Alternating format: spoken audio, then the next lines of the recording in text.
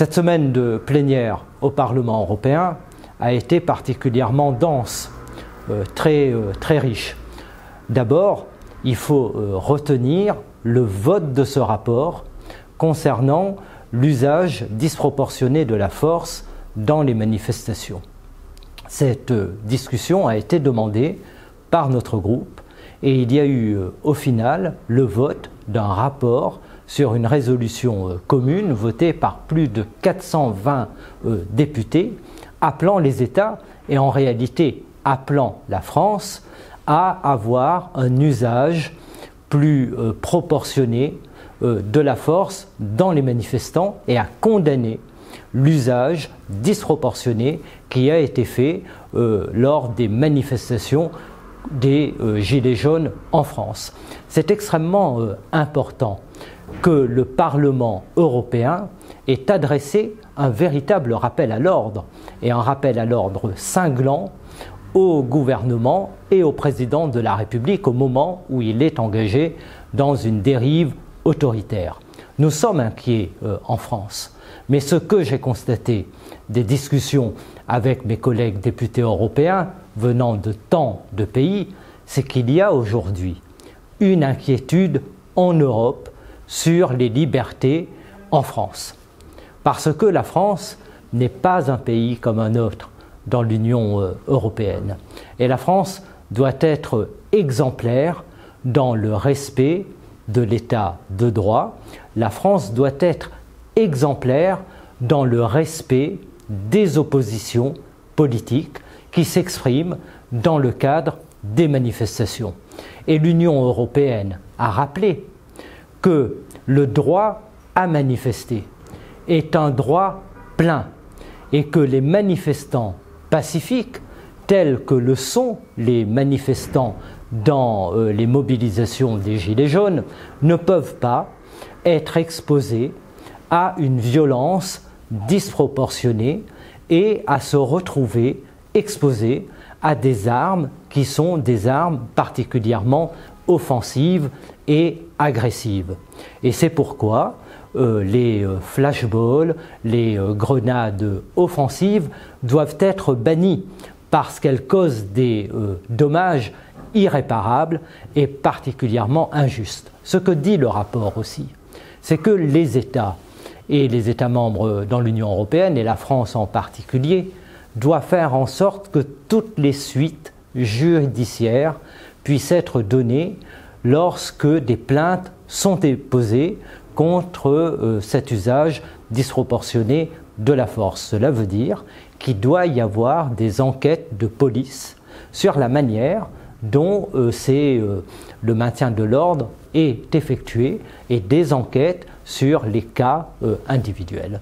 Donc c'est un rapport extrêmement important. Et je regrette que le ministre de l'Intérieur, Christophe Castaner, prenne ça un peu à la rigolade et feint de ne pas comprendre le message, le camouflet en fait, qui vient aujourd'hui de l'Union européenne.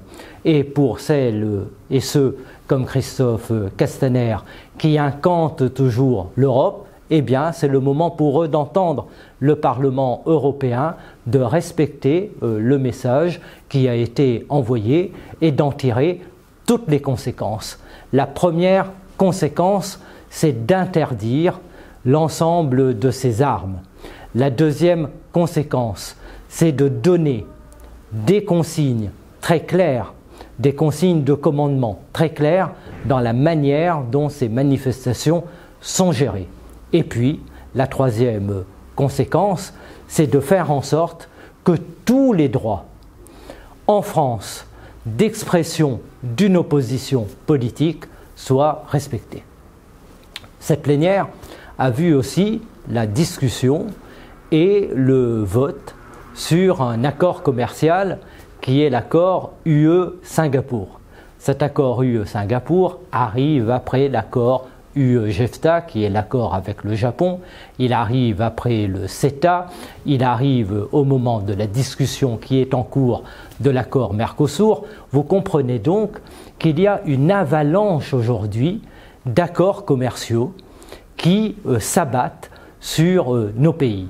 et qui viennent fragiliser les droits des travailleurs, qui viennent porter atteinte aux objectifs posés en matière écologique et qui sont perdants pour les citoyens, notamment au regard de leur santé. Nous avons combattu cet accord UE-Singapour et mon ami et camarade Emmanuel Morel l'a fait en plénière pour dire, en plus de toutes ces raisons, qu'il est quand même extraordinaire que l'Union européenne, en tout cas très significatif, que l'Union européenne signe un accord commercial avec Singapour, alors que Singapour, tout le monde le sait, est une place financière qui est un peu symbolique en termes de place où s'organise l'évasion fiscale. Et là encore, vous avez la révélation de l'imposture et de l'hypocrisie. D'un côté, on dit vouloir lutter contre l'évasion fiscale et de l'autre côté, on signe un accord avec Singapour qui en est sans doute l'un des représentants les plus symboliques au monde. Et puis, bien sûr, cette plénière, parce qu'il y a aussi des bonnes nouvelles, cette plénière a été celle qui a vu le résultat de la négociation qui était engagée sur le sort qui allait être réservé au vote que nous avons obtenu il y a un an en plénière sur l'interdiction de la pêche électrique. Il y a un an, même un peu plus d'un an, nous avons commencé la bataille en commission. À ce moment-là, il faut se souvenir que la Commission européenne envisageait la généralisation, en réalité, de cette pêche qui est une pêche barbare, qui est une pêche qui est contraire à tous les principes et qui est une pêche qui ne sert en réalité que les lobbies industriels, et en particulier le lobby des flottes hollandaises, contre les intérêts qui sont ceux des pêcheurs artisans et contre les grands équilibres écologiques. Les pêcheurs artisans du nord de la France ont vu leur activité considérablement dégradée du fait de la présence de ces flottes hollandaises autour de nos côtes. Parce qu'elles arrivent avec ces navires équipés de filets électriques, ils raflent tout et ils créent des désordres considérables. Donc ce combat était un combat majeur, mais un combat difficile parce que nous nous heurtions au lobby et nous nous heurtions à la Commission européenne. Et la victoire que nous avons remportée au Parlement européen, eh bien immédiatement ils ont voulu la remettre en cause dans le cadre de négociations secrètes. Mais nous n'avons rien lâché. Et j'ai lancé l'alerte à plusieurs reprises sur la manière dont les négociations se déroulaient. Et l'alerte que j'ai lancée a permis à un moment donné de stopper les négociations et de faire en sorte que les mauvais compromis qui allaient être pris dans le dos des citoyens et quasiment dans le dos des députés européens, eh bien que nous avons pu faire échec à cela. Et puis il s'est ouvert un nouveau temps de conviction qui a été particulièrement difficile pour arriver à ce résultat d'une interdiction définitive de la pêche électrique au 1er juillet 2021. On aurait pu espérer évidemment une date qui soit plus proche, mais c'est le résultat d'un compromis. Mais il faut retenir que cette pêche électrique n'aura plus d'avenir à partir de cette date. Et puis surtout, dans l'accord, on autorise les États membres, et la France en particulier, à prendre des mesures pour interdire cette pêche dès maintenant dans ces eaux territoriales, c'est-à-dire dans les 12 milles nautiques. C'est une grande avancée parce que cela va se traduire immédiatement par une amélioration de la situation pour nos pêcheurs artisans. Et c'est pourquoi le groupe de la France Insoumise à l'Assemblée nationale a demandé aujourd'hui que la France prenne immédiatement cette mesure et nous espérons vraiment qu'elle le fera pour que cette victoire se transforme immédiatement par une réelle avancée. C'était un combat très difficile, j'y ai pris ma part, toute ma part. Je remercie toutes celles et tous ceux qui m'en ont remercié. À mon tour de remercier ceux qui ont contribué à ce résultat.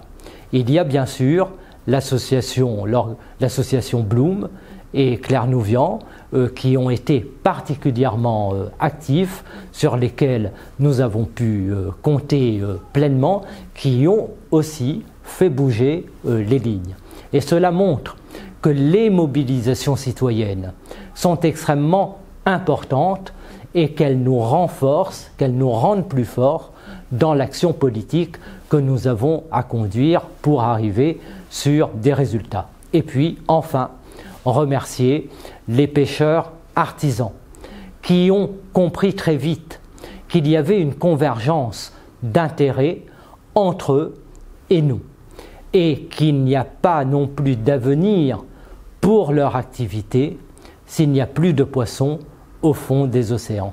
Car plus de poissons au fond des océans, comme je le dis toujours, alors c'est assurément plus de pêcheurs. La dernière chose que je veux dire avant de conclure cet édito, c'est que l'état de nos océans est aujourd'hui tragique. Et actuellement, pendant que nous parlons, il y a des échouages de cétacés, de dauphins importants sur les côtes françaises. Plus de 600 depuis le mois de décembre et l'ouverture de la saison pour la pêche au bar.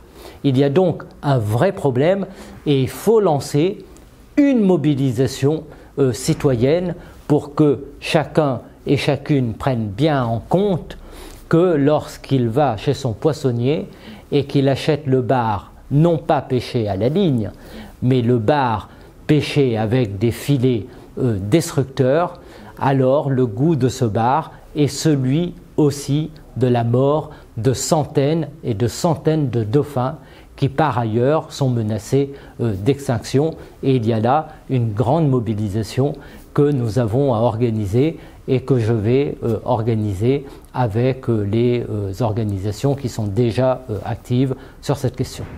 À bientôt. Et surtout, n'oubliez pas de partager cet édito sur les réseaux sociaux.